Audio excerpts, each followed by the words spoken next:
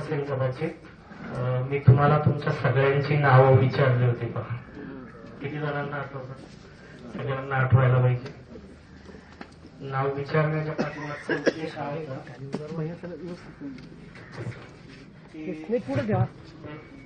प्रत्येकाचं नाव जे आहे ते नाव मला कायमस्वरूपी स्मरणात राहावं. दुसरी गोष्ट तुम्हाला आठवत असेल की हजेरी घेताना कधीही नंबरने हजेरी घेतली नाही बा, नावानिशी. त्याच्यामुळे मला तुमच्यासह तुमच्या आदर्श पालकांची नावं सुद्धा पाहत आहेत. बरोबर. आता तुम्ही जे बोलत होता ना, माझं नाव हे, मी अमुक अमुक करतो, मला तोच दिवस आठवला ज्या वेळेला मी तुम्हाला प्रत्येकाची नावं विचारली होती. त्याच्यानंतर एखादा सांस्कृतिक कार्यक्रम असेल, एखादी जयंती पुण्यतिथी, त्या जयंती पुण्यतिथीच्या निमित्ताने सहशालेय उपक्रमामध्ये तुम्हाला सहभागी करून घेण्यासाठी वर्गात नोटीस यायची पा, चला अमक्या अमक्या महापुरुषाची जयंती आहे, किती जणांना सहभागी व्हायचं आहे. नाही सर, वरती नाही सर, वरती नाही, काय प्रॉब्लेम नाही. आतापर्यंत मी एकट्याच सहन केलं. आणि मग भली मोठी नावं असायची भाषणाची, घराचे पाठ केले जायचं. आणि तिथे आलं एकदा आजच्या कार्यक्रमाचे अध्यक्ष आणि मी माझी जागा घेतो. असो, या सुवर्ण क्षणाचा साक्षीदार होण्याचा योग तुमच्या निमित्ताने पुन्हा आला. 2003-04च्या या 10वीच्या शैक्षणिक वर्षातल्या विद्यार्थ्यांनी आयोजित केलेल्या शिक्षक विद्यार्थी स्नेहमिलनाच्या कार्यक्रमाच्या निमित्ताने एकत्र आपण सगळेजण आलो. या कार्यक्रमाचे सन्माननीय अध्यक्ष, प्रशालेचे माजी शिक्षक आदरणीय काळे सर, आणि त्याचबरोबर सोबत असलेले सन्माननीय Ingale sir, Sapkal sir, Udage sir आणि आदरणीय सपकाळ सर, आणि तुम्ही सर्वजण. प्रास्ताविकाला, विचारपुष्पाला सुरुवात करण्या अगोदर एका गोष्टीची मला प्रकर्षाने जाणीव करून द्यायची आहे की या प्रशालेमध्ये कार्यरत असताना ज्या व्यक्तींचा सहवास लाभला मात्र आज ते आपल्यात नाहीत, त्या व्यक्तींचं स्मरण करणे मला तरी गरजेचं वाटतं. ज्यामध्ये गावामध्येच वास्तव्याला असलेले रामप्पा लोखंडे सर होते, स्वर्गवासी रामप्पा लोखंडे.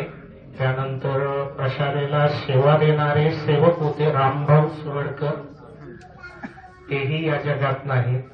आणि दुसरे म्हणजे कौतिक सपकाळ मामा, गेल्या 1-1.5 महिन्यापूर्वी त्यांचंही दुःखद निधन झालं. अशा या व्यक्तींचं आठवण आजच्या दिवशी काढणं गरजेचं वाटतं. आणि त्याचबरोबर आपल्याही समवयस्क व्यक्ती ज्या आपल्यातून अर्धवट निघून गेल्यात, अशाही व्यक्ती आपल्याला आठवणीत, या चांगल्या आनंदाच्या क्षणी त्यांची आठवण येणं गरजेची आहे. त्याचबरोबर तुम्ही असताना नव्हते बहुतेक सर, आदरणीय KS शेख सर होते, जे मला शिकवायला होते प्रशाला धावड्याला. त्याच्यानंतरच्या कालावधीमध्ये ते इथे आले.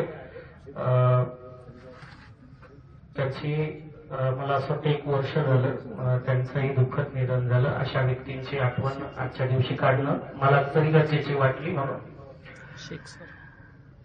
आजचा हा जो कार्यक्रम आहे, हा कार्यक्रम ज्यांनी जुळवून आणला, ज्यांनी या सगळ्या गोष्टीचं नियोजन केलं आणि नियोजनाबरोबर ज्यांनी खूप छान पद्धतीने त्यांना पाठबळ दिलं, अशा सगळ्यांचे अभिनंदन आणि आम्हाला आठवण केली त्याबद्दल आभार.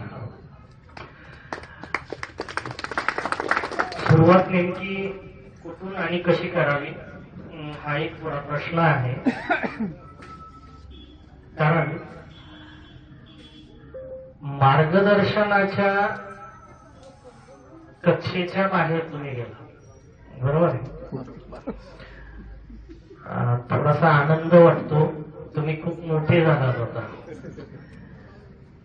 आणि सांगायला हरकत नाही, जेवढा तुमच्या आई वडिलांना आनंद होणार नाही तेवढा आनंद माझ्यासारख्या शिक्षकाला होतो तुम्हाला जेव्हा भेटतो.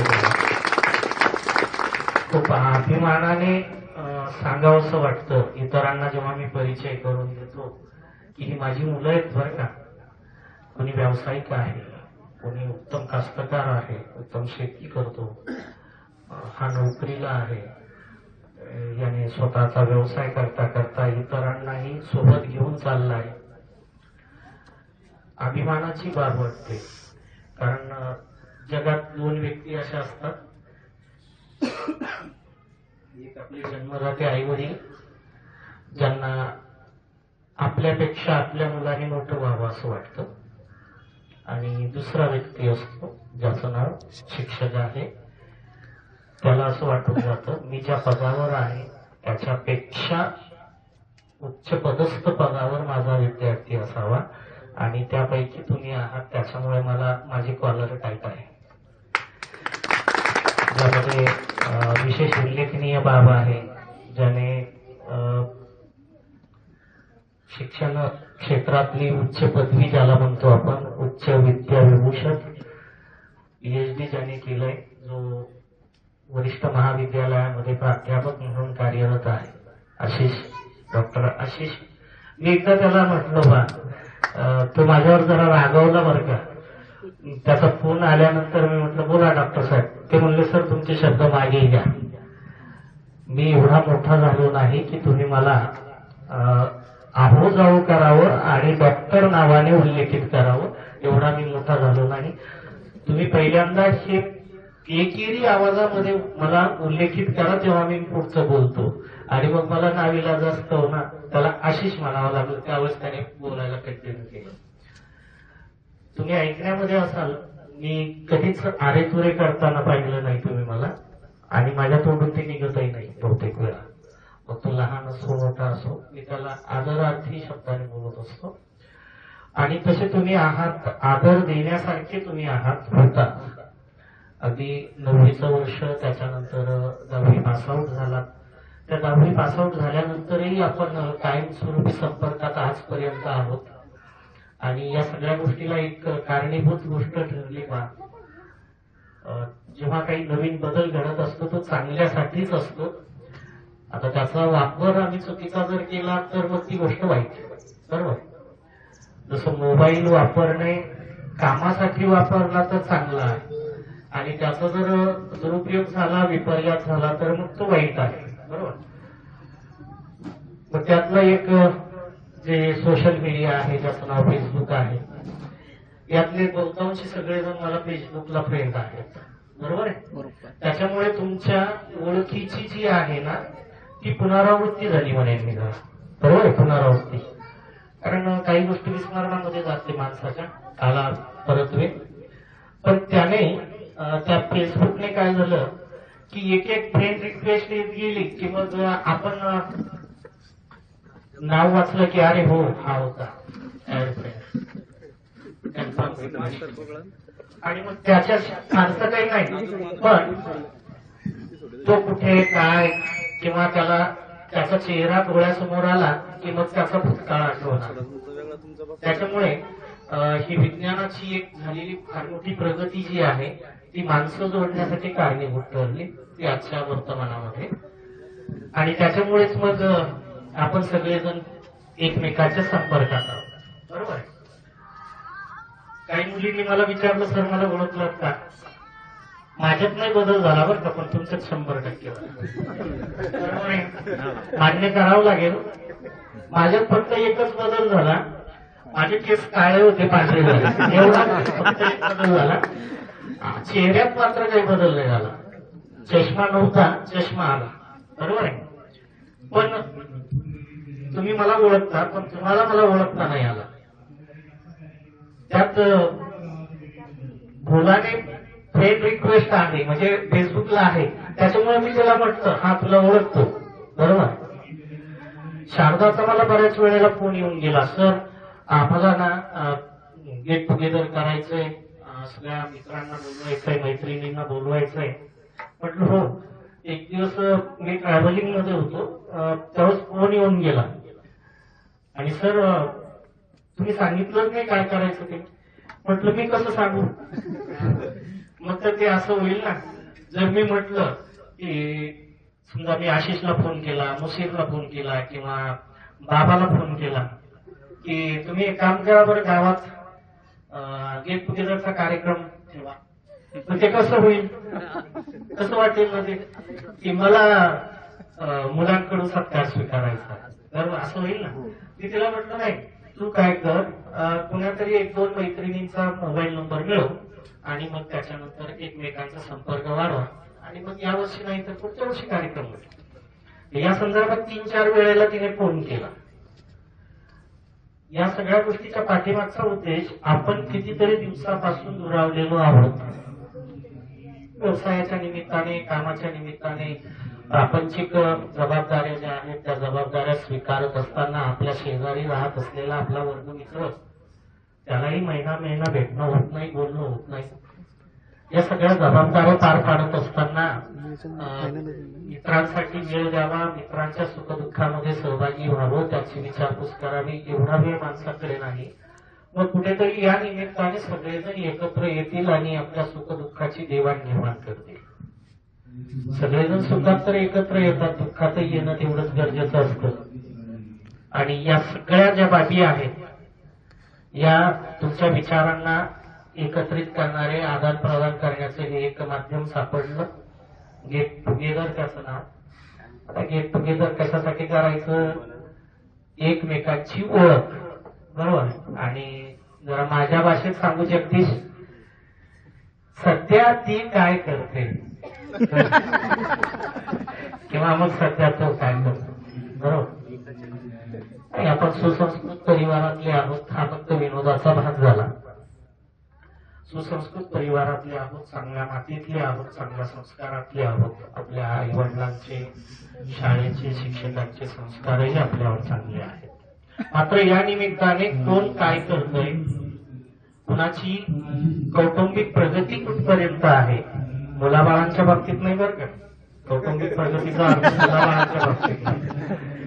आर्थिक परिस्थितीने आम्ही किती सक्षम बनलोय, या सगळ्या गोष्टी या निमित्ताने आपल्याला ऐकायला मिळाल्या. की कुणी जसं आशिया खंडातलं सगळ्यात मोठं शहर जे आहे छत्रपती संभाजीनगर, जे अगदी झपाट्याने विकास करतंय, साधतंय, अशा ठिकाणी तुम्ही वास्तव्याला आहात, नशीबवान आहात. एवढ्या मोठ्या शहरामध्ये घर मिळणे, जागा मिळणे, राहणे आणि तिथे स्वतःचा व्यवसाय असेल, नोकरी असेल, कामधंदा असेल, काय असेल तो करणे आणि आपल्या परिवाराला तेवढ्या चांगल्या शहरामध्ये राहावयास मिळणे, खूप नशिबाचा भाग आहे. या सगळ्या गोष्टी इथे बसल्या बसल्या मी ऐकल्या. माझ्या माहितीप्रमाणे इथे बसलेल्यापैकी एकही रिकामा नाही. जो तो ज्याच्या त्याच्या उद्योगामध्ये तल्लीन आहे, गुंतलेला आहे. आणि तो उद्योग व्यवसाय जो आहे, तो उद्योग व्यवसाय तुम्हाला तुमच्यासह तुमच्या परिवाराला पुढे घेऊन जाणार आहे. त्याच्यामुळे त्या उद्योग आणि व्यवसायामध्ये सातत्य ठेवायचं आहे, सातत्य. आणि ते सातत्य केव्हा राहील माहितीये, तुम्ही तुमच्या कामाशी प्रामाणिक असाल. त्या कामाशी अप्रामाणिकता केव्हा येईल, जेव्हा तुम्हाला त्या कामाचा कंटाळा येईल किंवा तुम्ही ठरवल्याप्रमाणे त्या कामातून तुम्हाला मोबदला मिळणार नाही. पण मोबदल्याची अपेक्षा जी आहे ती एकाच दिवसात पूर्ण होत नसते. जसं आम्ही गीतेचा श्लोक ऐकलाय बा, आपण आपलं काम करत राहायचं, जेव्हा त्याला द्यायचं आहे ना ते तेव्हा देणारच आहे, बरोबर. कर्मण्यवाधिकारस्तु मा फलेषु कदाचन. त्याला जेव्हा द्यायचं आहे ते तेव्हा तो नक्कीच देईल. मग आम्हाला जे मिळत नाहीये, आमच्या प्रयत्नाची पराकाष्ठा करू नये, तेव्हा आम्ही एका निगेटिव्ह बाजूचा विचार न करता थोडासा पॉझिटिव्ह पद्धतीने विचार करावा. तो कोणता? आम्ही ऐकतो बा, तुला आज जे मिळत नाही याचा अर्थ तुला त्याची गरज नाही, किंवा जे मिळणार आहे ते याच्यापेक्षा सर्वोत्तम असणार आहे, म्हणून तुझी परीक्षा पाहिली जाते, तुला तिथपर्यंत घेऊन जायचं, तिथपर्यंत तुला जायचंय. तू आत्ता जर म्हटलं भरपूर झालं तर कदाचित बोलणं आता एक मला असं वाटतं 10वीला एक मराठीमध्ये कविता आहे, घरी चालला रोज आणखी थोडेसे. आम्ही विहीर खोदतो ना, आज परत झाली पाणीच लागलं नाही, बंद करून टाकतो. पण एखादा जिद्दी कास्तकार आहे, नाही काय अडचण, फोन तो थांबतच नाही. का थांबत नाही माहिती? त्याला थोडस वाटतं आणखी पुढे असेल, मग तो 5 दिवसाची 6, 6ची 7, 7ची 8 करतो. बाकीची वेळात काढतात त्याला. अरे काळा दगड लागला, नुसतेच पैसे खर्च करतोय, पाणी लागायचा पत्ता नाही. पण त्याचा कुठेतरी एका गोष्टीवर विश्वास आहे असं म्हणा. तो विश्वास कोणता? आपल्याकडे गमतीने म्हटलं डरके आगे जीत आहे, यांची खोल थोडस कोच आहेच 100%. आणि सगळेजण अपेक्षा सोडून देतात आणि मग त्यावेळेला विहिरीला भरपूर पाणी लागतं.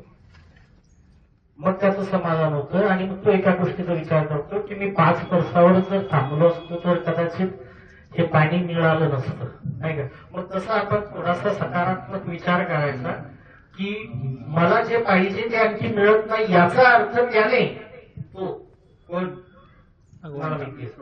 निर्मिक त्याने माझ्यासाठी पुढे वाढून ठेवलंय, फक्त मला तिथपर्यंत चालायचं, काय करायचंय, थोडासा त्रास घ्यायचा आहे. असा कोणता व्यक्ती आहे की ज्याला खरंच सगळ्या गोष्टी आहेत आणि तो समाधानी आहे का? सापडेल आपल्या अनवा गावामध्ये किंवा परिसरामध्ये? नाही. 100 मिळवले की 1000 मिळवावेसे वाटतात, 1000 मिळवले की त्याचा आकडा लाखावर जातो, लाखाचा कोटीवर जातो. आम्ही कुडाच्या आणि पत्राच्या घरात राहणारे समाधानी माणसं आता 2 मजली आरसीसीचं घर असूनही समाधानी. याचा अर्थ आमच्या अपेक्षा वाढल्या आणि दुःखाचं कारण अपेक्षा आहे. तुम्ही जेवढी अपेक्षा कराल तेवढ्या यातना तुम्हाला भोगाव्या लागतील. आहे त्या गोष्टी पर्याप्त साधनामध्ये समाधान मानणारा व्यक्ती सुखी आहे. एका गोष्टीवर विश्वास ठेवा, जे मिळालंय ते माझ्या भाग्याचं आहे, माझ्या मेहनतीचं आहे, माझ्या प्रारब्धाचं आहे, ते मला मिळालंय आणि आता याच्यापेक्षा आणखी मिळालं तर ते माझं आणखी त्याच्या पुढचं प्रारब्ध बनेल. पण जे आहे ते खूप छान आहे असं गृहीत धरून वागणारा जो व्यक्ती आहे ना, तो समाधानी आहे. नाहीतर मग ज्याला अखिल विश्व त्याने ग्रहण केलं किंवा जिंकलं म्हणू आपण, जगच्चेता सिकंदर, जग जिंकलं आणि मरणासन्न अवस्था जेव्हा निर्माण झाली त्यावेळेला त्याने सांगितलं मी आता थोड्या दिवसामध्ये या जगाचा निरोप घेणार आहे. तुम्ही ऐकलं असेल कदाचित. जेव्हा माझी अंत्ययात्रा निघेल ना त्यावेळेला माझे हात खाली सोडा. लोकांनी त्याच्यातून बोध घ्यावा की जगाचा म्हणजे ज्याने जग जिंकलंय तोही जाताना काय रिकाम्या हाताने जातो. पण काय आहे ना, या सगळ्या गोष्टी स्मशानभूमीमध्ये खूप छान वाटतात. बरोबर आहे. तिथं गेलो ना आम्ही, एखाद्याला वाटी लावायला गेलो की सगळे असे गंभीर होऊन बोलत असतात एकमेकांचे आणि एवढं हळू बोलतात की फक्त त्या दोघांनाच ऐकू. खरंच वाईट. माणसाचा पाण्याचा पोडपोडा जमून घ्यायला पाहिजे. एकदा त्याला पेटवलं, श्रद्धांजली वाहिली की पटकन कपडे झटकून बूट घालणार आणि म्हणणार माझी मक्का उघडीची, त्याच्यावर पत्ती टाकायची. झालं. तेवढा वेळ फक्त स्मशान वैराग्य आहे, त्या वेळेलाच आम्हाला फक्त या जगातल्या सगळ्या मोह माया सोडून द्याव्याच्या वाटतात. तिथे फक्त चितेवर पडलेला तो मृतदेह जळण्याच्या अपेक्षेत आहे. तोपर्यंत तिथे बसलेल्या प्रत्येक व्यक्तीला वाटत असतं काही खरं नाही हो, कमवून काय करायचं, जायचं एक दिवस, मेल्यावर अर्धा घंटा 1 घंटा 2 घंटे घरात ठेवत नाही, पटपट पाहुण्याला फोन लावतात, येईल कोणाचे नंबर सापडत नाही, कसे झटकन नंबर सापडतात. अहो सांगायचं काम नाही पडत, आजूबाजूचे पटपट तो गेला तो गेला तो गेला तो गेला, तिसऱ्या तासाला ते घराच्या बाहेर काढतात. ही सगळी विचारधारा तिथे बसल्यावर कळते. आणि घरी तिथून निघालं की बायको दिसते, मुलं दिसतात, घर दिसतो, व्यवसाय दिसतो, शेती दिसते. जोपर्यंत आमचा श्वास चालू आहे तोपर्यंत याही गोष्टी महत्वाच्याच आहे. पण त्याला किती चिटकून राहायचं हाही एक महत्वाचा भाग आहे. की आम्ही फक्त प्रपंच करायचा, संसार करायचा आणि स्वतःच्या देहाकडे दुर्लक्ष करायचं, आमच्या नातेवाईकांकडे दुर्लक्ष करायचं, आमच्या गावाकडे दुर्लक्ष करायचं नाही, असं चालणार नाही. आम्ही मृत्यू लोकांमध्ये आहोत आणि मृत्यू लोकांमध्ये राहणारा प्रत्येक व्यक्ती जो आहे, अगदी माझ्यासह, तो ग्रस्ताश्रम स्वीकारलेला व्यक्ती आहे. त्याच्यामुळे ग्रस्ताश्रमाची सगळी जबाबदारी त्याला पार पाडायची असते. मग ती जबाबदारी काय आहे? परिवार सगळ्यात महत्वाचा, नाते गोते आणि समाज. मग मुलांचं लालन पालन असेल, बायकोचे लाड असतील, आई वडिलांची सेवा असेल, या सगळ्या ग्रस्ताश्रमामध्ये असलेल्या बाबी आहेत, प्रत्येकाला करायच्या असतात. पण या सगळ्या गोष्टी करत असतानाही आमचं एक उत्तरदायित्व आहे आणि त्या उत्तरदायित्वाचं नाव आहे परमार्थ. बरोबर. आता मी असं म्हणणार नाही घरावर तुळशीपत्र ठेवावे आणि परमार्थ साधावा, नाही. संतांनी सांगितलंय, विचारवंतांनी सांगितलंय, स्वार्थ साधून मिळालेल्या वेळेत माणसाने काय करावा? परमार्थ करावा. अलीकडच्या काळामध्ये आम्ही एखाद्या कामामध्ये स्वतःला जेव्हा झोकून देतो त्यावेळेला आमचा परिवारही आम्ही विसरतो. आता इथे बसलेल्या विद्यार्थ्यांना मला काय म्हणायचं ते समजलं असेल नाही. एखादी गोष्ट स्वीकारत असताना त्या स्वीकारलेल्या बाबीने माझ्या परिवारावर किंचितसाही परिणाम होणार नसेल तर ती गोष्ट स्वीकारा, नाहीतर काही गरज नाही. तुमच्या माझ्यासारखे भरपूर पडले जगाच्या पाठीवर समाजसेवा करायला. घरदार विकून समाजसेवा करणारा समाजसेवक समाज सुधारक म्हणवत नाही. संत गाडगे बाबांनी सांगितलंय पहा, कर्ज काढून तीर्थयात्रा करण्यात मजा नाही, ती घरीच राहा, त्याच्यापेक्षा घरीच राहा. कर्ज काढून या सगळ्या गोष्टी करून तुम्ही कुटुंबाला अडचणीत आणू नका. पण काय झालं, सगळं ऍडव्हर्टाइजमेंटचा जमाना झाला, दिखाव्याचा. माणसाला खरं जगण्यासाठी जेवढा खर्च लागतो ना तेवढा आपल्याकडे मुबलक आहे, बरं का.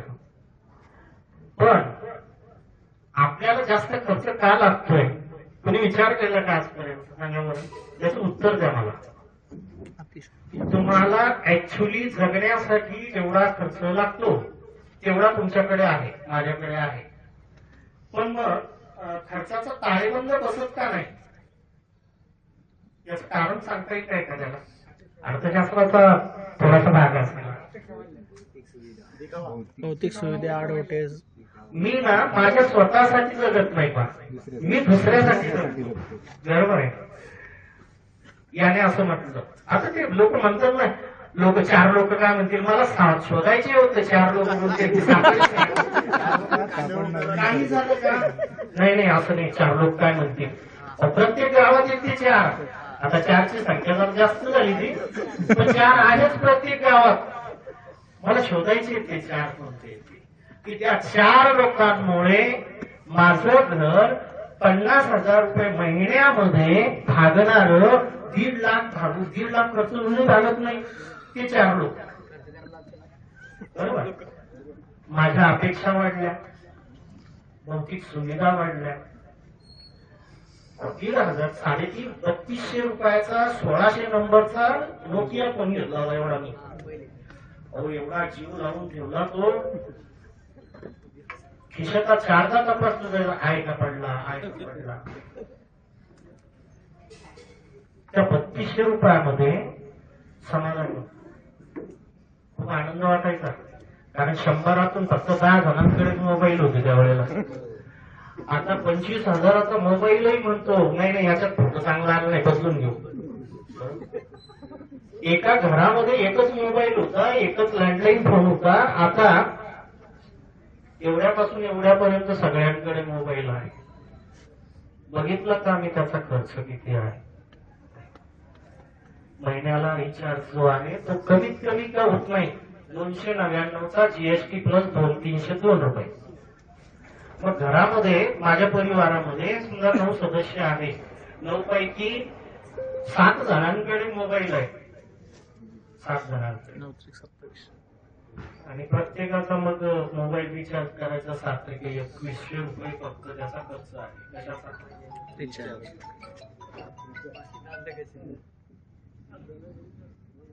हॅलो. हा नाही नाही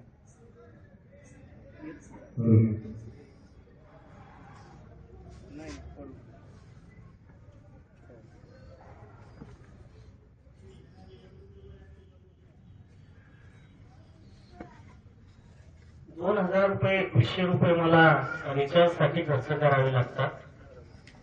मग माझा खर्च फक्त लोकांच्या देखाव्यासाठी वाढलाय. अपेक्षा वाढल्या, अपेक्षेप्रमाणे उत्पन्न वाढलं नाही. मग आम्हाला या सगळ्या गोष्टींचं नियोजनही करायचं. काळे सरांनी सकाळी सांगितलं बचत करा. बचत आणि काटकसर याचा फरक आहे बरं का. आम्ही नको तिथे काय करतो, बचतीच्या नावाखाली काटकसर करतो. कळालं तुम्हाला. बचतीच्या नावाखाली काटकसर. जर माझ्याकडे थोडाफार पैसा आहे आणि मी आजारी पडलोय आणि एक वेळेला मी स्थानिक डॉक्टरला दाखवलं, दुसऱ्या वेळेला जर मला बरं वाटत नसेल तर मी मोठ्या हॉस्पिटलला जायला पाहिजे. बरोबर. की मी इथेच फक्त पॅरासिटामॉल घ्यायची नाही, त्याने आजार बळावेल ना. मग माझा तो पैसा त्याला मी बचत म्हणावी की काटकसर म्हणावी. नाही त्याला तिसरंच नाव आहे पुन्हा एक. त्याला चेंगट म्हणतो. कंजूस. चमडी जी आहे लेकिन जमडी नाही. असं नाही जगायचं. जगण्याचा आनंदही घ्यायचा आहे, कमवायचंही आहे. पण कमवायचं कसं आहे. इथे बसलेले सगळेजण तुम्ही सुज्ञ आहेत. प्रत्येकाला शॉर्टकट श्रीमंत व्हायचंय. शॉर्टकट. आता 2025 उदाहरण सांगतोय. प्रत्येकाला शॉर्टकट श्रीमंत व्हायचंय. मग शॉर्टकट श्रीमंताचे मार्ग तुम्हाला माहिती कोणते. ऑनलाईन 1000 लावा 2,000 मिळाले. बरोबर नाही कोणते. किंवा मग एखाद्याला दुबारा आणि श्रीमंत व्हा. नाही हे चुकीचं आहे. अशाने आम्ही समाधानी असणार नाही, आमचा परिवारही समाधानी असणार नाही. बरोबर आहे. मग याला उदाहरण काय देता येईल. जगद्गुरु तुकोबारायांचं.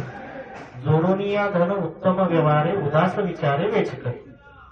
माणसाने संपत्ती मिळवायची आहे, पैसा मिळवायचा आहे. कारण पैसा सर्वस्व आजच्या काळात आहे.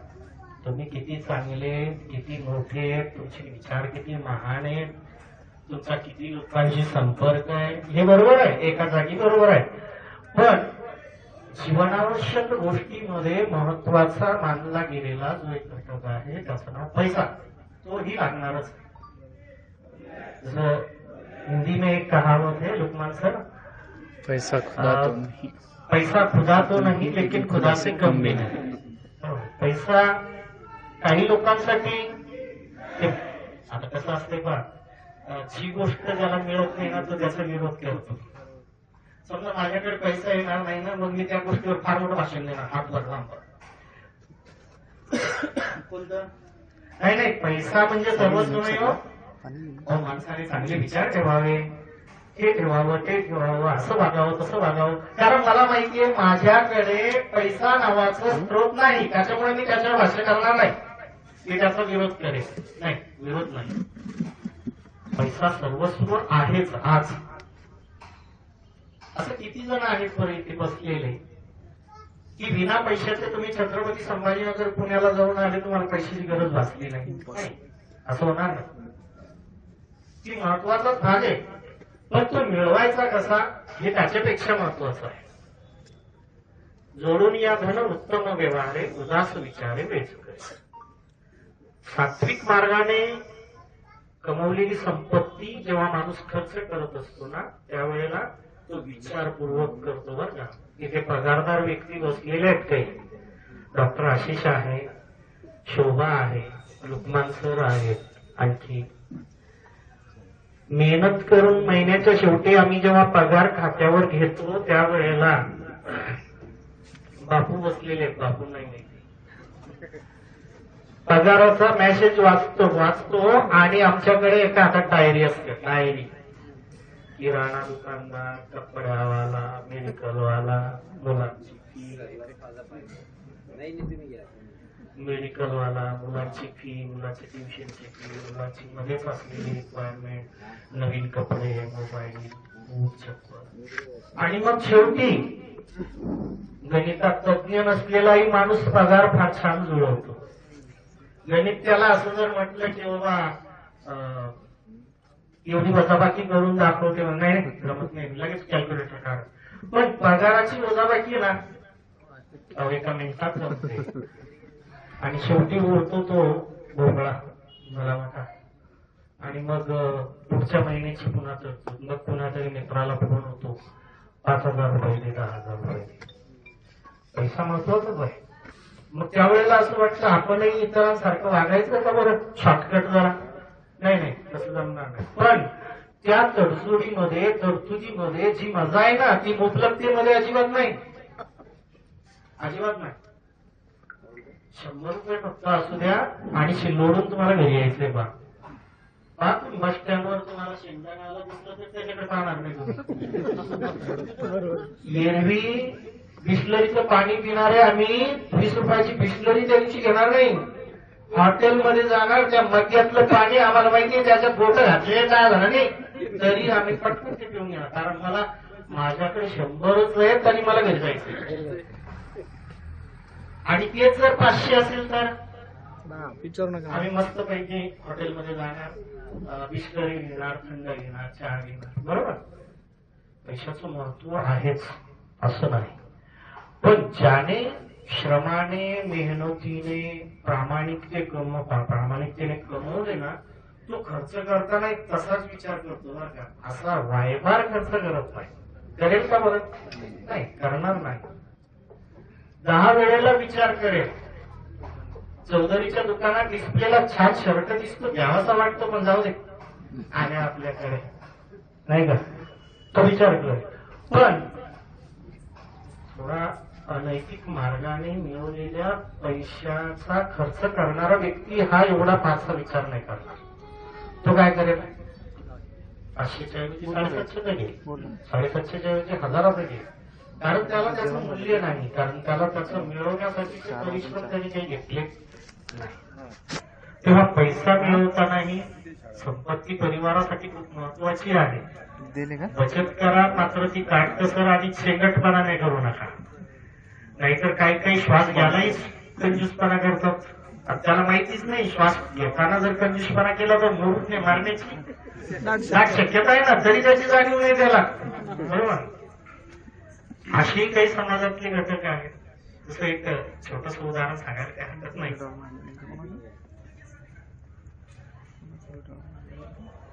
काल काय झालं पहा, काल कार्यक्रम आणि सगळ्यांनी स्टेजवरच्यांनी काय केलं की आम्ही काही बोलणार नाही, पाडळे सरला एकट्याला बोलू द्या. बोलू द्या म्हणल्यावर मी माझं पोतं दिलं मोकळं सोडून. बरोबर, माझं की घड्याळाकडे लक्ष नाही, तब्बल 2.5 तास बोललो म्हणे मी, असं सर सांगत होत नंतर. मग ते म्हणलं इतकं बोलायचं असतं का, सांगितलं. म्हणलं तुम्ही तर सांगितलं बोला, आता बोला. तसं नाही होणार आज मलाही जरा लिमिट आहे. पती पत्नी आहे,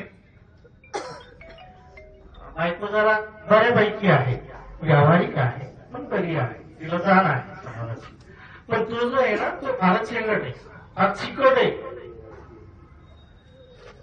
एक दिवस त्याला मी चिकटपणाचं उदाहरण सांगतो बरं का, तसं वागायचं नाही आपण. तशा वागण्यामध्ये काही आनंदही नाही, जगण्यामध्ये आनंद आहे. एक दिवस त्याला व्यवसायाच्या निमित्ताने गावाबाहेर जायचं होतं आणि हा कालावधी तुम्ही डोळ्यासमोर ठेवा 50 वर्षापूर्वीचा बरं का, आता पण आहे. या गावावर त्या गावाला जायचं म्हणल्यावर प्रवास जो आहे तो पायी. मग थोडं अंतर जायचंय, उदाहरणार्थ आणव्यावरून जायचंय त्याला बुलढाण्याला. मग जेवढ्या लवकर तो घरातून बाहेर निघेल तेवढं अंतर कसं काय होणार आहे, कमी होणार आहे ना. म्हणून तो सूर्योदयापूर्वी जो आहे तो निघाला घरातून. अंधारच होता. मग त्याने काय केलं, बायकोला उठवलं त्याने. आता बायकोला माहिती होतं याचा 8-15 दिवसाला हाच धंदा आहे, 4 वाजता उठून जात. त्याने एकदा आवाज दिला, ऐक. ती झोपेत, हा या. तिला माहितीच नाही निघालाय बा बाहेर, म्हणजे या. तिने फक्त या कानावरून त्या कानावर तूच बदलली. याला काही उठवता येईना तिला. त्याच्या डोक्यात काय असेल उठवायचं, पण जाऊ द्या. त्याने दरवाजा ओढून घेतला, पिशवी घेतली आणि निघाला. गावाच्या साधारण 1-2 किलोमीटर अंतरापर्यंत आला असेल तो. गावाची शिव ज्याला म्हणतो आपण, ती पार केली त्याने. त्यावेळेला थोडस झुंजून उंजू झालं प्राण. आपल्याकडे तांबडं फुटणं म्हणतो आपण त्याला. म्हणजे अंधुकचा प्रकाश जो आहे तो पसरायला लागला आणि तो थांबला चालता. तो विचार करायला लागला, आपली बायको ना मी गावाला गेलोय म्हणे हे लक्षात घेऊन 8:30 वाजेपर्यंत 8 वाजेपर्यंत उठणार नाही. तिला कामच नाही केली आणि ती 8 वाजेपर्यंत का झोपत नाही. पण तिने झोपायला कसं पाहिजे, मग घरातला दिवा जो आहे ना तो बंद करून झोपायला पाहिजे. मग ती 9 वाजेपर्यंत का झोपत नाही. पण 9 वाजेपर्यंत ती तशीच जर झोपली तर तो दिवा जळेल ना. दिवा जळाला म्हणजे तेल जाईल. काय करावं, शिवावरून वापस गेलो. 3 किलोमीटर अंतरावरून पुन्हा घरी आला. घरी येईपर्यंत चांगलं फटकलं, स्पष्ट दिसायला लागलं. याने दरवाजा वाजवला. आता झोपेतच तिने म्हटलं हे कोण म्हणलं एवढा पाय झोपू द्यायचं ना. मग तिने आतूनच विचार, कोण आहे. मी येणार. मला वाटलं हा गेला नसतो, परत कसा आला तुला 1-1-2 तासात. काय म्हणे तुम्ही गेले होते परत कस काय. ते म्हणे मी तुला सांगायला आलो, तो तुला झोपायचं झोप, मला काही अडचण नाही, पण तो दिवा विझव. ते म्हणे काय वेड्यासारखं म्हणे, फक्त एवढंच तेल वाचवायला तुम्ही शिवरून परत आले. तुम्ही विचार केला का बरं तुमची चप्पल किती असली असं.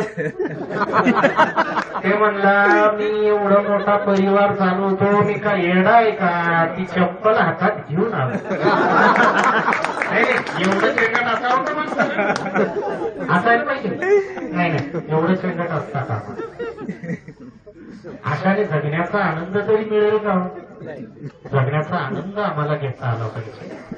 आता तुम्ही एका विशिष्ट वयोगटात आहात की जिथे तुमच्यावर काही गोष्टींच्या जबाबदाऱ्या आहेत. पहिली जबाबदारी आहे तुमच्या परिवाराची. तो परिवार सक्षम बनवा, मुलांना चांगलं शिक्षण द्या, चांगल्या शाळेत टाका. त्याच्यानंतर समाजाचं उत्तरदायित्व पार पाडा. समाजाचं आपण देणं लागतो. तुमच्यापैकी काही जणांची मुलं या शाळेत आहेत का बरं. आहेत. मग ती शाळा माझ्या मुलाची म्हणण्या अगोदर ती शाळा माझी आहे असं म्हणा, आणि शाळेच्या प्रगतीला आपलाही कुठला तरी खारीचा वाटा असला पाहिजे. त्या प्रगतीला हातभार लावण्याचं काम विद्यार्थी म्हणून नाही, पण गावचे नागरिक म्हणून आता करायला काही हरकत नाही. कारण तुम्ही आता देशाचे आधारस्तंभ आहात आणि काही जण ग्रामपंचायतचे सदस्य आहात, बरोबर. स्वप्न आहे प्रत्येकाची, येणारी ग्रामपंचायत आपली असली पाहिजे, जिल्हा परिषद आपली असली पाहिजे. मग याचा अर्थ तुम्ही आता काय झालात, सक्षम झालात ना, बरोबर. मग ते उत्तरदायित्व पार पाडा की माझी शाळा आहे, माझ्या शाळेला माझ्यातर्फे काय देता येईल. सगळ्याच गोष्टी आर्थिक स्वरूपाच्या दिल्या पाहिजे असं नाही. सगळ्याच गोष्टी आर्थिक स्वरूपाच्या लागतात का, नाही. मग शाळेत गेलो आणि सरांना विचारलं, सर शाळेच्या बाबतीत काही सांगा बरं आम्हाला. आणि जर सरनं म्हटलं की हा बरोबर आहे, द्या बरं 50,000, मग कशाला विचारायचं, मग ते 50,000. नाही, सगळ्या गोष्टी पैशात नाही. इथे पैसाच लागेल असं आहे का, नाही. उदाहरणार्थ आमच्या शाळेचा तालुक्यामध्ये एकमेव शाळा आहे आपली प्रशाला अनवा, की ज्याचं फार मोठं प्रांगण आहे. मग इथे वृक्षारोपण करता येईल का, त्याच्यासाठी तुम्ही खर्चही करू नका. रोपं जी आणायची आहे ना त्याच्यासाठी खर्च करू नका. दानापूरला शासकीय नर्सरी आहे, तिथे जा, 10 रोपटे आणा, 10 मित्रांनी 10 कोपऱ्यात लावा. ओके, झालं ना ते योगदान शाळेसाठी. हे उत्तरदायित्व आहे. इतरांना मदत करणे फक्त आर्थिक स्वरूपाचीच असू शकते असं नाही. काही जण मानसिकतेने खचलेले असतात, त्याला मानसिक बळ देण्याचाही आपण प्रयत्न केला पाहिजे. तुम्ही जसे एका व्हॉट्सअप ग्रुपवर एकत्र आले ना, तसं तुम्ही इतरांच्या दुःखामध्येही एकत्र या. सुखात तर सगळेच येतात, बरोबर. एखादा अडचणीत आहे, मग त्याची अडचण फक्त आर्थिकच असू शकते असं आहे का, नाही. त्याची मानसिक अडचणही असू शकते.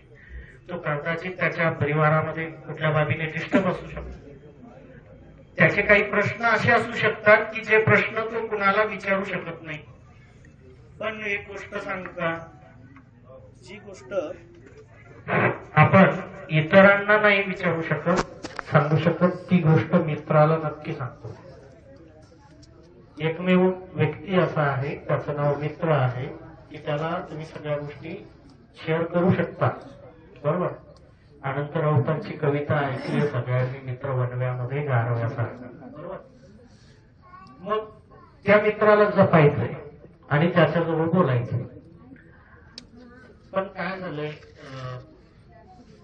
काही जणांना कहाण्या सांगायची सवय पडली, तेच ते. पण त्याच्यामुळे त्याच्याकडे दुर्लक्ष केलं जातं नव्हे. एकदा त्याचं ऐका, त्याचं काय म्हणणं आहे, आणि तुमच्याकडून खरंच त्याच्या प्रश्नाचं निराकरण होत असेल तर नक्कीच करा. मग त्याला माहिती होऊ देऊन का, 4 मित्रांशी संपर्क करा आणखी, की अरे तो आपला वर्ग मित्र आहे ना, तो थोडा अडचणीत आहे, त्याला थोडीशी मदत आपली हवी आहे. पैशाने नाही, फक्त मानसिक स्थैर्याने, मानसिक बळ त्याला देता येईल का, परिवारात त्याच्यासाठी आपल्याला काही करता येईल का. हे काम जर आपल्याकडून झालं तर हा ग्रुप एकत्र आला आणि हे गेट टुगेदर झालं, हे सार्थकी लागेल असं मला वाटतं, बरोबर. की इतरांसाठी आम्ही काहीतरी करतो आहोत, इतरांसाठी आम्ही करायला पाहिजे. फार बोलण्यासारखं काही नाही, तुम्ही सक्षम आहात, समजदार आहात, फार सांगण्यासारखी गरज नाही. उत्तम नागरिक तुम्ही आहातच, आणखी सर्वोत्तम नागरिक बनण्याचा प्रयत्न करा. आपल्या मुलांच्या नजरेमध्ये तुम्ही आदर्श असले पाहिजे. बाकी दुनिया जाऊ द्या कुठे जायची ते, पण तुमच्या मुलांच्या नजरेत तुम्ही आदर्श राहा. बाकी लोकांनी काही म्हणू द्या, मुलाने नाही म्हटलं पाहिजे माझा बाप असा आहे, एवढंच एक जपा. आणि ते स्टेटस मिळवण्यासाठी ना एका गोष्टीला दूर ठेवावं लागेल, त्याचं नाव आहे व्यसन. त्याला दूर ठेवलं ना की तुमचं समाजातलं स्टेटस आपोआप वाढतं. दररोज फेसबुकला आणि व्हॉट्सअपला स्टेटस ठेवण्यात काही गरज नाही. ते स्टेटस प्रत्यक्षात तुम्हाला अनुभवायला मिळेल बा. व्यसनापासून जो दूर राहील त्याला समाजात किंमत आहे, आणि समाजातली किंमत जाऊ द्या नगण्य आहे. फक्त मला माझ्या पत्नीच्या नजरेत, माझ्या मुलांच्या नजरेमध्ये मी सर्वोत्तम असलो पाहिजे बाप म्हणून, एवढी एक काळजी घ्या. कारण जगाने चांगलं म्हणण्यापेक्षा, जगाने वाईट म्हणण्यापेक्षा माझ्या मुलांनी मला चांगलं म्हटलं पाहिजे. त्याने अभिमानाने सांगायला पाहिजे माझा बाप सर्वोत्तम आहे, इतरांपेक्षा श्रेष्ठ आहे. आणि त्याने तेवढं सांगितलं ना की समजा तुम्ही जग जिंकलंय, बाकी काय. पण समाजातली काही आवश्यकता अवस्था आम्ही पाहिली की मुलं बापाला मारतात आहेत, नाही असं नाही. मग सगळाच दोष मुलांचा, सगळाच दोष बापाचा नाही. 50-50% बापाचं मुलाला पटत नाही आणि मुलाचं बापाला. ते न पटण्याचंही कारण आहे. 2 पिढ्यांमध्ये असलेलं अंतर जे आहे त्याला आम्ही जनरेशन गॅप म्हणतो का. बापाचे विचार तेच आहे, आणखी कॉलर थोडी फाटली की त्याला वपू करून घे आणखी चालता 8 दिवस. मुलाचे ते विचार नाही, मुलगा नवीन घ्या म्हणतो. आणि त्याच्यामध्ये संघर्ष थोडासा उद्भवू शकतो, निर्माण होऊ शकतो, बरोबर. पण बापाने मुलाला समजून घेतलं किंवा मुलाने बापाला समजून घेतलं तर संघर्ष होईल असं वाटत नाही. मग मुलाने बापाला समजून घ्यायचंय म्हणजे नेमकं काय करायचं. एकच गोष्ट लक्षात ठेवा, तुमचे वडील आता कदाचित तुम्हाला काही बाबतीत क्रॉसही करत असतील, आहे की नाही. पण एक गोष्ट लक्षात ठेवा, त्यांना प्रत्युत्तर देऊ नका. तुम्हाला जे करायचंय ते कराच, तुम्ही सक्षम आहात, तुम्हालाच करायचंय ते. त्यांना प्रत्युत्तर देऊ नका. त्यांच्या मनाच्या समाधानासाठी हो म्हणा फक्त, बरं ठीक करू.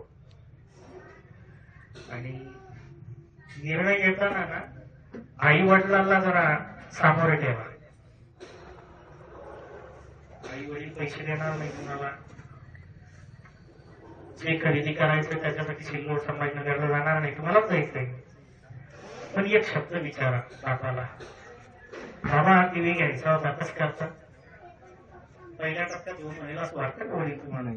नाही नाहीच म्हणे, आधीच तर याचं चांगलं काय झालं का आणखी तुमच्या डोक्याला आहे 60 इंची घ्यायचा, 65 इंची घ्यायचा. मग नाही म्हटलं बरं ठीक आहे राहू द्या. न सांगता गुपचूप तिसऱ्या दिवशी घरी आला ना, काय हाकलून देणार आहे घरातून. पण एक शब्द विचारा बापाला, त्याला बापालाही असं वाटेल ना माझा मुलगा कमवता जरी झाला तरी मला आणखी विचारतो.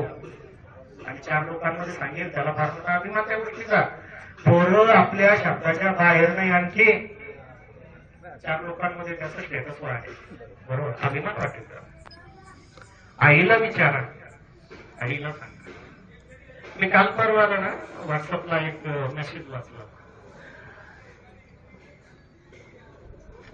माहेराला आलेली मुलगी जी आहे ना ती आपल्या भावाला काय म्हणते म्हणे, आई बाबाकडे लक्ष दे.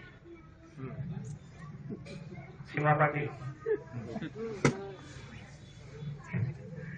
माहेराला आलेली मुलगी काय म्हणते भावाला, जाता जाता आई बाबाची काळजी घे बरं का.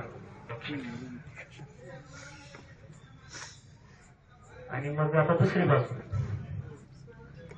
बाई थांब ना 2 दिवस.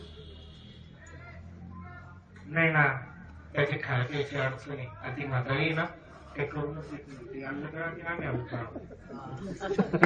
आणि मी माझ्या भावाला सांगते काय, आई बाबाची काळजी कटकन पडू देऊ नको.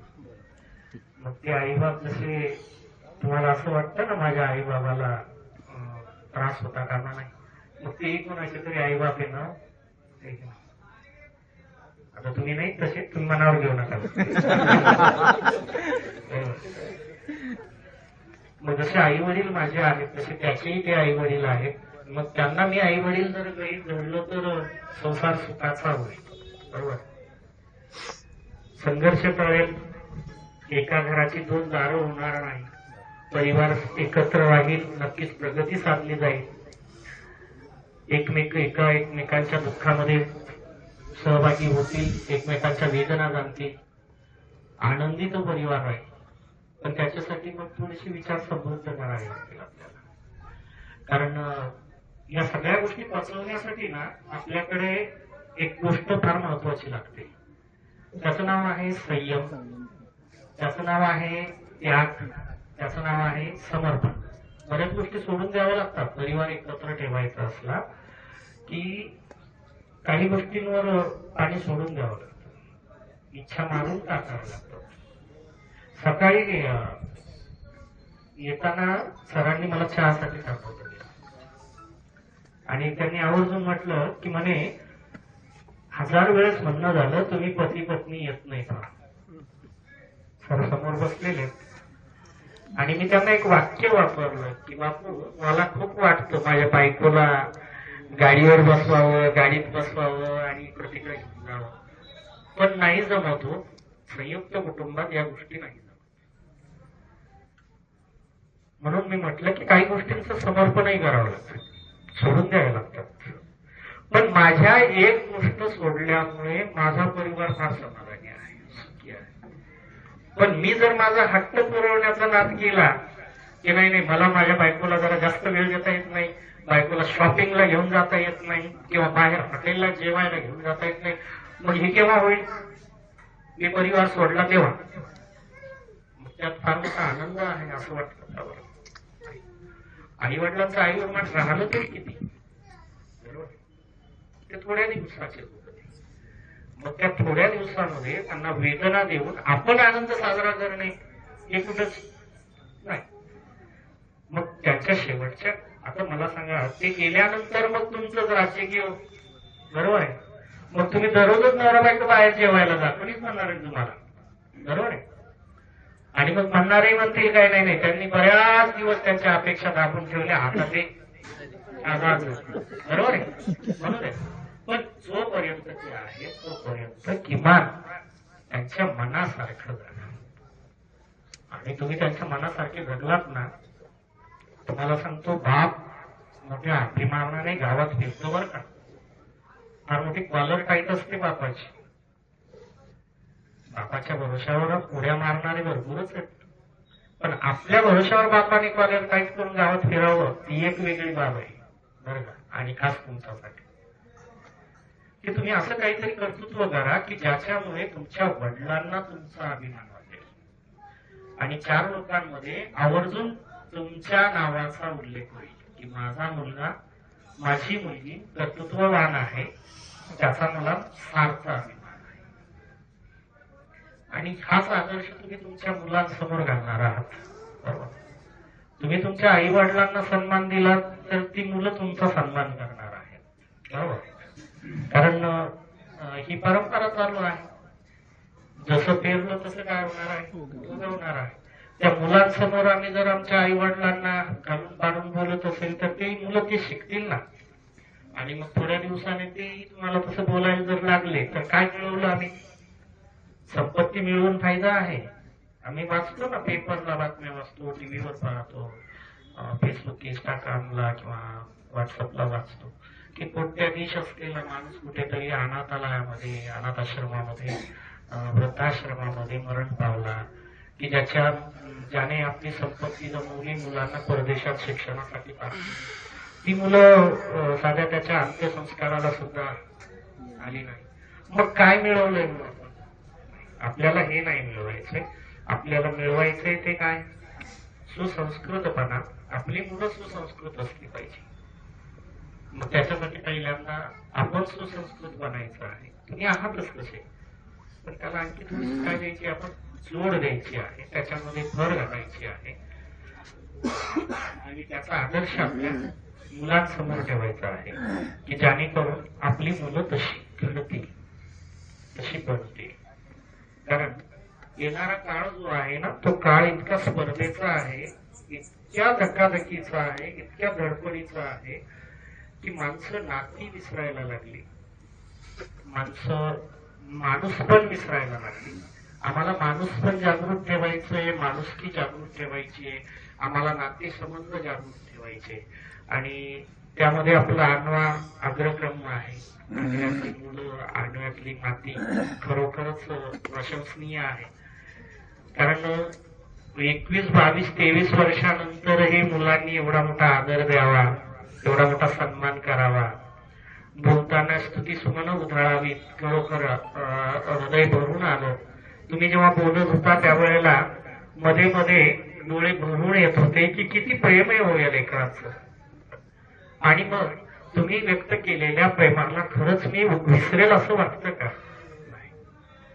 आणि ही संस्काराची बाब आहे. आपण आपल्या मुलांना संस्कार चांगले द्या. मोठ्याशी बोलताना आदबीने त्याला बोलायला शिकवा. तुम्ही जसं मोठ्याशी बोलाल तसं तो बोलेल. हे मुलांसमोर करण्याचे प्रयोग आहेत. आणि ह्या सगळ्या गोष्टी काही कुठे शाळेत शिकवल्या जात नाही किंवा एखाद्या पुस्तकात वाचायला मिळत नाही किंवा त्याचे काही क्लासेस नाही का?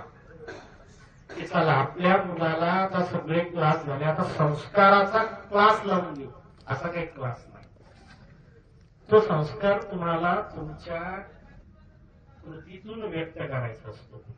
जसे घरामध्ये आई मोबाईल घेऊन जर बसत असेल तर मुलाला त्याला बोलण्याचा अधिकार आहे असं वाटतं का बरं तुम्हाला? नाही. त्याच्या पाठीमागे तुमच्या हातात मोबाईल असेल तर स्वाभाविक त्याच्या समोर असता का? मग तुम्ही जर मोबाईल पाहत असाल आणि मुलाजवळ मोबाईल दिसला की तुम्ही त्याला जर म्हणाल अभ्यास कर, ऐकणार नाही ते, आजची बाग ऐकणार नाही, माझ्याकडून लिहून घ्या. तर त्याच्या समोर जर मोबाईल तुमच्या हातात नसेल ना, तुम्ही एखादा पेपर वाचत, एखादं पुस्तक वाचत असाल किंवा घरातल्या व्यक्तीशी संवाद साधत असाल आणि अशा वेळेला ते जर मोबाईल घेण्यासाठी धडपड करत असेल आणि मग तुम्हाला बोलण्याची गरज नाही, मग त्याला तुम्ही फक्त त्याच्याकडे असं पहा, त्याला समजून जातं. ते पुस्तक घेतं ना आपल्याला. हा एक आदर्श समोर ठेवा. त्याचे संस्कार महत्वाचे आहेत, विचार महत्वाचे आहेत, ते रुजवण्याचा प्रयत्न करा. मुलांना चांगल्या शाळेमध्ये टाका. चांगले गुणवत्ताधारक विद्यार्थी तुम्ही आपले पाल्य बनवा. काळ फार मोठा झपाट्याने वाढतो आहे, धावतो आहे. विज्ञान आणि तंत्रज्ञान जे आहे ते एवढे झपाट्याने प्रगती त्याची चालली आहे की आम्ही, तुम्ही जेव्हा 9वीला होता तेव्हा काही विषय होता का बरं मोबाईलचा विषय नव्हता, कम्प्युटर नव्हतं, काहीच नव्हतं. सरांनी यावं, खडू पाण्याने शिकवावं, हे बेस्ट होतं. आता तुम्ही तुमच्या मुलांच्या शाळेमध्ये जाऊन पाहता का बरं? डिजिटल क्लासेस झालेत सगळे, बरोबर. सरांना खडू फाडायची एलर्जी झाली असं म्हणा.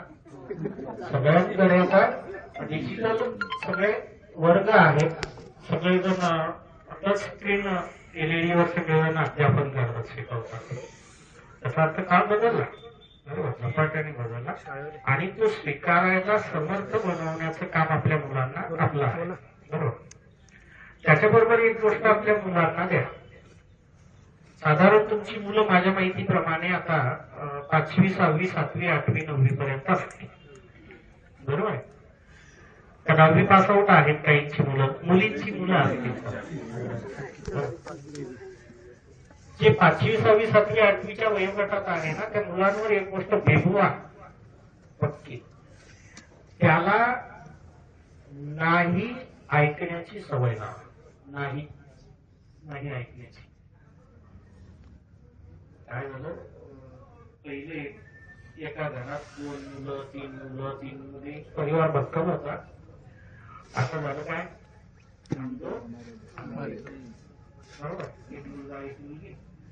काही तर फार प्लॅनिंग करणारे पुढचे आहेत, एकच मुलगा किंवा एकच मुलगी, बरोबर. मग त्याच्यासाठीचे खूप लाड आहे काय. मग त्याने तोंडातून शब्द काढायच्या अगोदर त्याची गरज बापाला समजते आणि बाप बाजारातून घेऊन येतोय.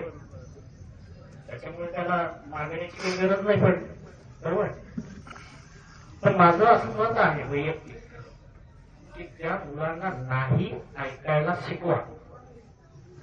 त्याने जर म्हटलं की मला पेन घ्यायचं आहे, त्याला पहिल्या टप्प्यात हो म्हणूच नका ना. त्याला जर कपडे घ्यायचे असं जर म्हटलं त्याला पहिल्या टप्प्यात हो म्हणूच नका. त्याने मागितलेल्या वस्तूसाठी पहिल्याच दुसऱ्या वेळेला हो म्हणू नका. एकदा त्याला कळालं, एकदा दोनदा तीनदा म्हणेल तो आणि सोडून देईल लग्नात की जाऊ द्या मग काय ऐकत नाही का.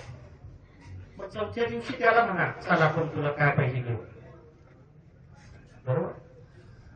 पण त्याने म्हटल्याबरोबर जर तुम्ही वस्तू त्याच्यासाठी उपलब्ध जर करून दिली ना, मग त्याच्या डोक्यात एक फिक्स बसेल सॉफ्टवेअर, मी मागितलेली वस्तू माझा बाप एनी हाऊ कंडिशन मध्ये उपलब्ध करून देतो. आता मला सांगा, प्रत्येक वेळेस तुमच्याकडे पैसा असेलच का? समजा त्याची रिक्वायरमेंट एखाद्या दिवशी 10,000ची असेल, 10,000ची वस्तू, आणि तुमच्याकडे नाही ते, मग तुम्ही नाही म्हटलं, मग त्याला पचेल का होते नाही म्हणलं? नाही. तो जरा रागवेल. आणि अशी मुलं जी आहेत त्यांना नाही ऐकायची सवय असते, ती मुलं हिंसक बनतात, मानसशास्त्र सांगतं. आणि ती क्षणात शेवटच्या टोकाला निर्णय. ते शेवटचं टोक माहितीये सगळ्यांना काय? सुसाईड, आत्महत्या, बरोबर. मग ती वेळ आपल्यावर येऊ नये, मग त्याच्यासाठी त्याला कणखर बनवा. त्याला घेऊन द्या, ते मी घेऊन द्या, घेऊन देऊ नका असं अजिबात म्हणणार नाही. त्याची गरज लक्षात घेता त्याला ते घेऊन द्यायचंच आहे.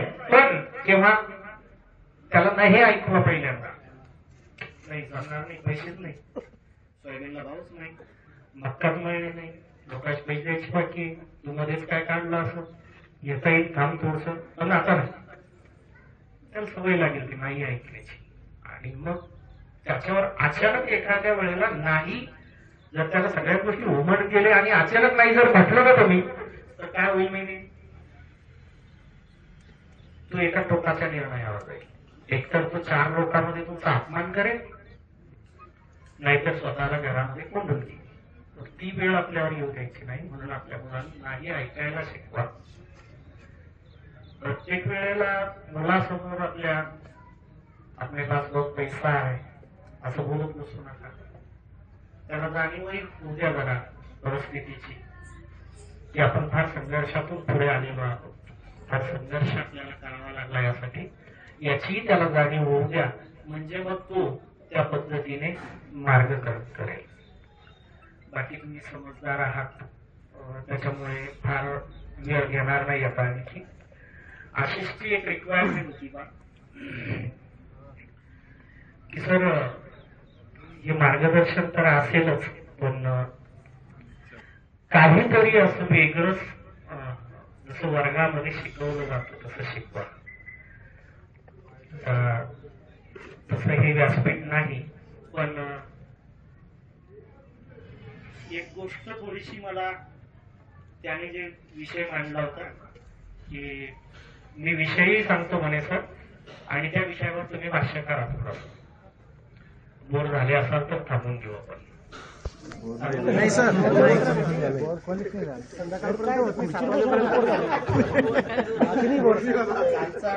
अनुभव असा होता की अरे बाप, एक कुठून आणला बोलायला,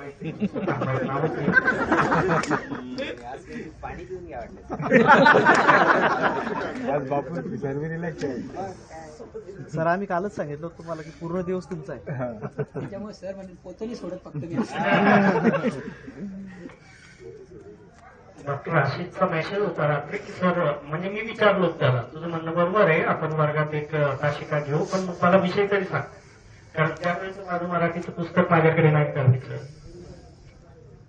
मला आठवलं तर मी शिकवेल काही असं नाही. पण मग तो म्हणला, रात्री त्याने खूप उशिराने मेसेज केला की सर एखादा संतांचा अभंग घ्या आणि त्याच्यावर थोडस विवेचन करा. महाराष्ट्र संतांची भूमी आहे आणि त्या संतांच्या भूमीने महाराष्ट्राचा परिचय आहे. ज्या मातीने संतश्रेष्ठ ज्ञानेश्वर माऊलींसारखी माऊली महाराष्ट्राला दिली, जगद्गुरु तुकोबारायांसारखे विचारवंत महाराष्ट्राला दिले, शांतीब्रह्म एकनाथ महाराजांसारखं व्यक्तिमत्व महाराष्ट्रामध्ये आहे, संत नामदेवांनी जे महाराष्ट्राचं वैचारिक धन आहे ते पार आटकेपार घेऊन जाण्याचं काम पंजाब पर्यंत केलं, संत जनाई आहे, संत मुक्ताई आहे, या महाराष्ट्राची ती परंपरा. त्याच महाराष्ट्राच्या परंपरेमध्ये विचारधारेमध्ये काम करणारे एक कवी आहेत, ज्यांचं नाव आहे कवी वामन पंडित. त्याच्या एका ओवीचं थोडक्यात आपण विश्लेषण करू.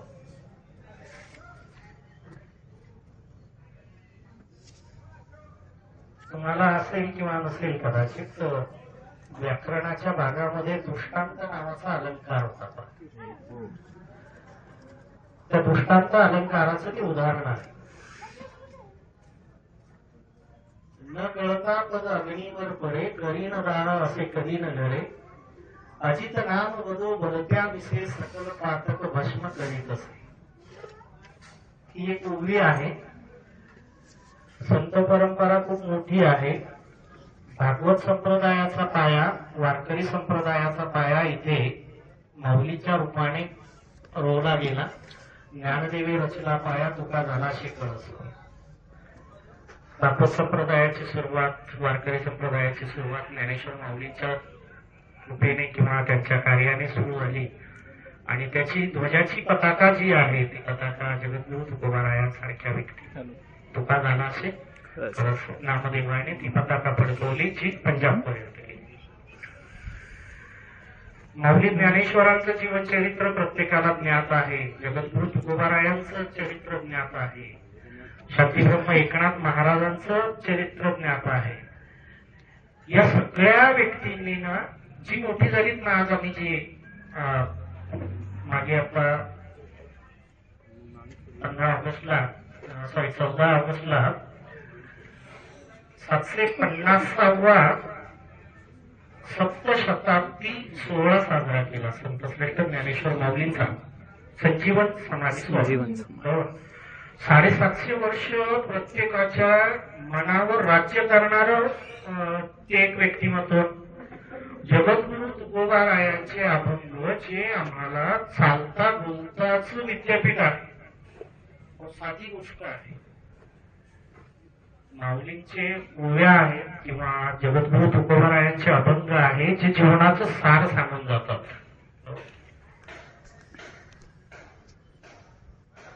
नामाचं महत्व जे आहे ते महत्व विशद करणारा हा अभंग आहे.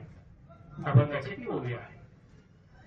न कळता पद अग्नीवर पडे, कळीन दाह असे कधी न घडे, अजित नाम वधो भलत्या मिसे, सकल पातक भस्म करीत असे.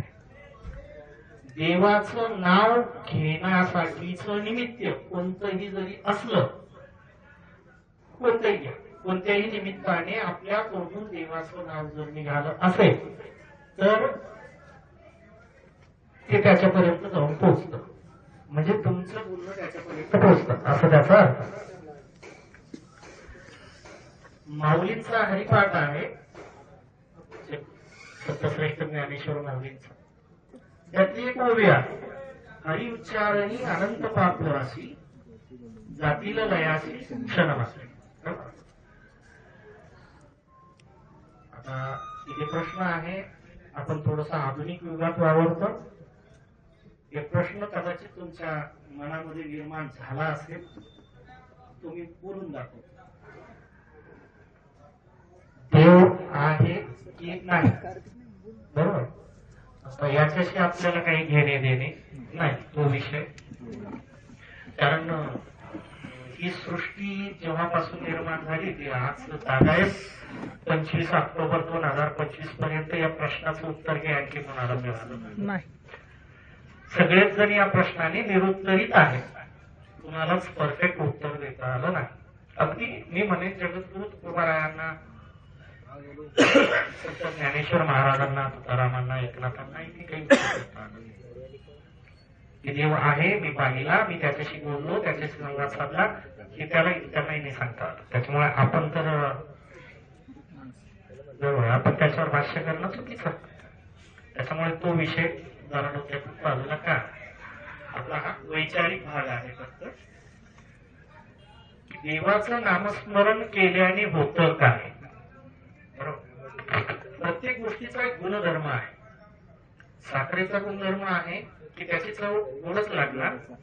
मग ती कारल्यात जरी घातली तरी ती गोडच लागणार. आणि कारल्याचा गुणधर्म आहे तो कडूच लागणार. मग आपल्याकडे म्हण आहे, कडू कारलं तुपात तळा का साखरेत गोळा, ते कडूच धर्म तसं तो त्याचा गुणधर्म आहे. मग प्रत्येक गोष्टीचा एक गुणधर्म आहे, त्या गुणधर्माला तो टळत नाही. मग जसं चालताना जाणीवपूर्वक किंवा अनावधानाने विस्तवावर पाय पडला, चटका बसणारच आहे, बसतोच. असं होतं का बरं की जाणीवपूर्वक विस्तवावर पाय दिला म्हणजेच तो तुम्हाला दाह करेल? तो म्हणेल का असं की याने मुद्दाम पाय दिला ना, बघ केवढा फोड आपल्याला पायाला, नाही ना? किंवा तुमचं लक्ष इकडे आहे आणि तुम्ही चालताय, पुढे विस्तव पडलाय, त्याच्यावर तुमचा पाय पडलाय, तो म्हणेल का बरं अरे नाही कोण असं लक्ष नव्हतं, याला चटका बसवायचा, जाऊ दे, दिला तर दिला पाहिजे. नाही, त्याचा गुणधर्म आहे कशाचा? त्या विस्तवाचा. कोणता? दाह करण्याचा, चटका देण्याचा त्याचा गुणधर्म आहे, तो सोडणारच नाही. तसं मग देव आमच्या मदतीला येतो, धावून येईल, त्याचं नाव घेतलं तो प्राप्त होईलच. काही शंका?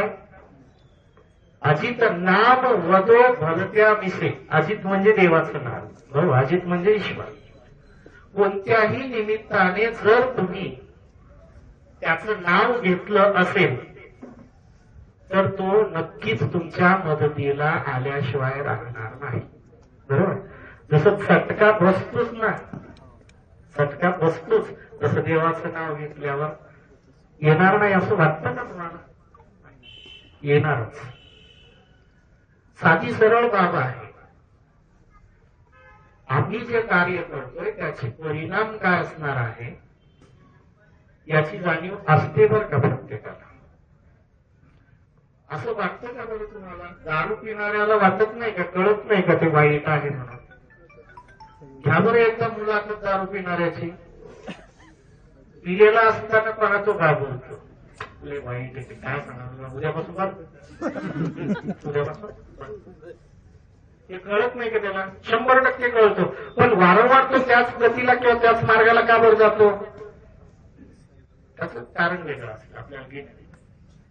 मग एखादी गोष्ट जर आम्ही करत असू तर त्याचा परिणामही आम्हाला माहिती असतो. देवाचं नाव घेणे याला असं म्हटलं जातं का, बहुत सुकृताची जोडी विठ्ठल आवडी. आपल्या पूर्वजांची पुण्याई लागते आपल्या तोंडात देवाचं नाव यायला, बरं का? आपल्या आजी आजोबांनी वाढ वडिलांनी जर पुण्य केलं असेल, आता पाप आणि पुण्य कशाला व्हायचं आपण हा तिसरा विषय, बरोबर? पाप आहे का पुण्य आहे का, बरोबर?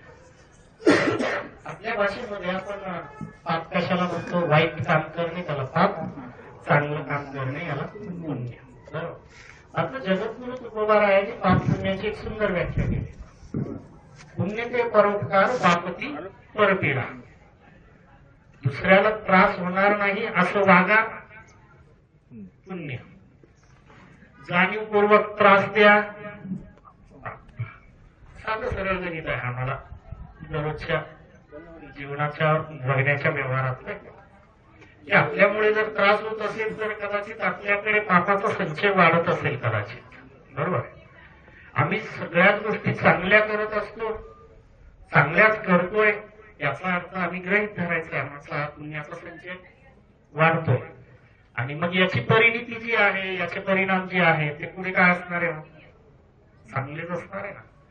पण हे घडण्यासाठी सुद्धा मी जे म्हटलंय सुकृताची जोडी म्हणून विठ्ठल आवडी, हे कळण्यासाठी किंवा आपल्या तोंडावर देवाचं नाव येण्यासाठी सुद्धा बरं का आपल्या वाढ वडिलांची खूप मोठी पुण्याई लागेल त्याच्यासाठी. मग वाढ वडिलांनी केलं नाही म्हणून आपण करायचं नाही का? तो भाग वेगळा आहे. आपण पाप पुण्याचा विषय करतो, बरोबर? पाप कशाला म्हणायचं, हे पुण्य कशाला म्हणायचं, हे आमच्या कर्मावर अवलंबून आहे. बरोबर, आमचं कर्म चांगलं, आमच्या पदरात पुण्य, आमचं कर्म वाईट, आमच्या पदरात पाप. हे गणित आपण स्वतः समजून घ्यायचं. मग चांगलं करायचं काय आहे? डोळ्याने जे वाईट दिसतंय ते चांगलं कसं होईल याच्यासाठी प्रयत्न केला जावा. आमची वाणी गोड असावी, शुद्ध असावी आणि गोड असावी. ज्या वाणीने, असं म्हणतात ना, तलवारीने ना एखाद्या वेळेला केलेली जखम कालांतराने भरून निघेल, पण जिला हाड नाही त्याचं नाव जीभ. जी कशी वागते बा, असं म्हणतात. शास्त्रज्ञ म्हणतात, काही जण विचारवंत म्हणतात की जिभेला हाड पाहिजे होतं. त्याच्यामुळे माहिती, काही शब्द जे आहेत ते बोलला गेले नसते, त्यातला एक भाग शिवी देणे ज्याला म्हणतो आपण, वाईट. कारण काही गोष्टी उच्चारायला फार मेहनत घ्यावी लागते ना, जिभेला गुंडाळावं लागतं तिला.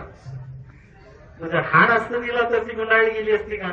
नाही, गुंडाळी गेली नसती याचा अर्थ ती बोललं गेलं नसतं, असा त्याचा अर्थ. आमची वाणी ही काय असावी हो? गोड असावी. त्या गोड वाणीने इतरांचं समाधान होईल, इतरांना आनंद मिळेल. देवाचं नाव जे आहे ते घेण्यासाठी निमित्त असावं लागतं. काय असावं लागतं? निमित्त असावं लागतं. आणि मग कुठल्याही निमित्ताने तुम्ही भगवंताचं नाव घेतलं, नामस्मरण केलं की तुम्हाला त्याचं फळ नक्कीच मिळणार आहे. त्याच्यामुळे असं म्हणून चालू नका की नाही अहो तो सकाळ संध्याकाळ देवळात बसायचा, पण काय सांगावं तुम्हाला, त्याचं मरण असं झालं. बरोबर, तो आपल्या प्रारब्धाचा भाग म्हणावं, किंवा देवळात बसलेला व्यक्ती म्हणजे देवाचं नामस्मरणच करतो असं वाटतं का बरं तुम्हाला?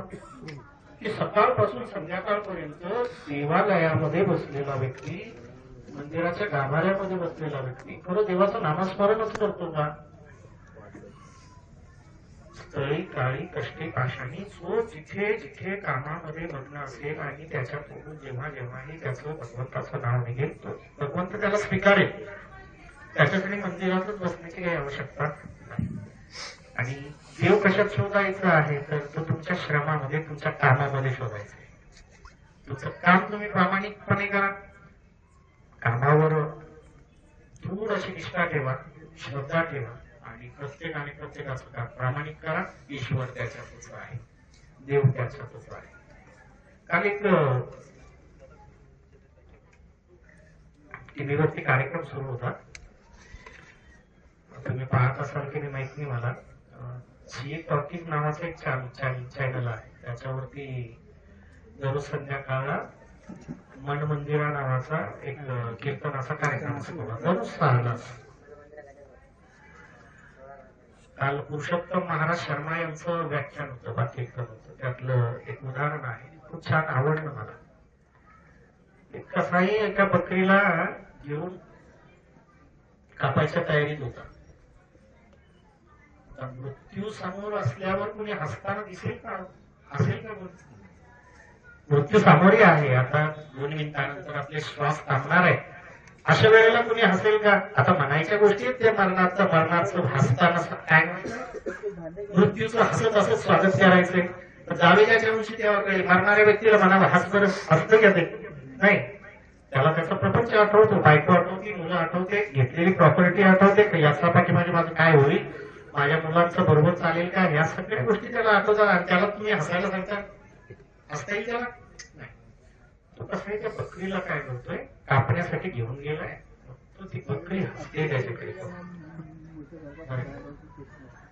कसायला प्रश्न पडला, कसाय म्हणला, काय बोलतो, का बरं हसते? तुला मृत्यू समोर दिसतोय आणि तू हसते? ती म्हणे बाबा, जन्माला आल्यापासून ते अगदी तू आता मानेवर सुरा ठेवलाय तोपर्यंत मी गवताशिवाय काही खाल्लं नाही रे. समजलं असा दुसऱ्याला इजा पोचून मी माझं पोट नाही भरलं, मी गवतच खाल्लं, तरी माझा मृत्यू असा आहे, मग मी याच्यामुळे हसते बा तुझ्याकडे.